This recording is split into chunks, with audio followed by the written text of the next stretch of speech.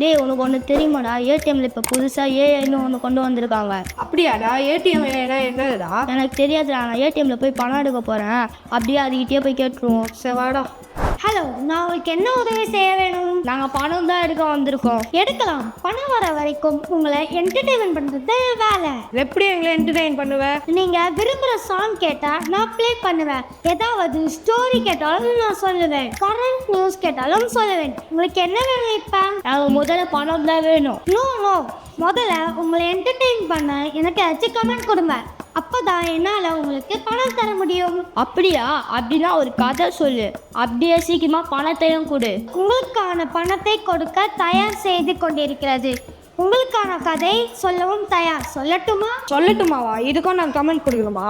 No, நான் கதை சொல்ல ஆரம்பிக்கிறேன். ஒரு ஊரில் ஒரு நாள் இருந்துச்சான். இப்போ என்ன ஆச்சுன்னா, உங்களுக்கான பணத்தை பெற்றுக்கொள்ளவும். இப்போ மீதி கதை? நீங்கள் மறுபடியும் பணத்தை எடுத்தால் மட்டும்தான் நான் மீதி கதையை சொல்ல முடியும். நீ ஏடிஎம்ல பணம் எடுக்கணும்னு சொன்னீங்க, எடுக்கல? எதுக்கு? உன் மீதி கதை கேட்கணுமா? அதுக்கு நான் மறுபடியும் காசு எடுக்கணுமா? ஆமாம். நான் வந்ததே பணம் எடுக்கதான். ஆனால் ஏஐ கிட்ட கதை கேட்க வச்சுட்டேன். ஒரு ஊரில் ஒரே நரி இருந்துச்சான். அப்போ என்ன ஆச்சுன்னா, அந்த ஊருக்கு இன்னொரு நரி வந்துச்சான். உங்களுக்கான பணத்தை பெற்றுக்கொள்ளவும். அப்போ மீதி கதை?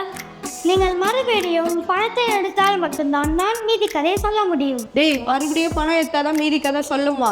என்னோட அக்கௌண்ட்ல காசோ இல்லை, இந்த மாதிரி விஷயம் நேரமோ இல்லைடா. பணத்தை எடுத்தால் மட்டும்தான் மீதி கதை சொல்லுது. இல்லைனா ஒரு ஊரில் ஒரு நரின்னு சொல்லுது. அதோட சரிங்கிறேன். சரியா சொன்னடா, வாடா போலாம்.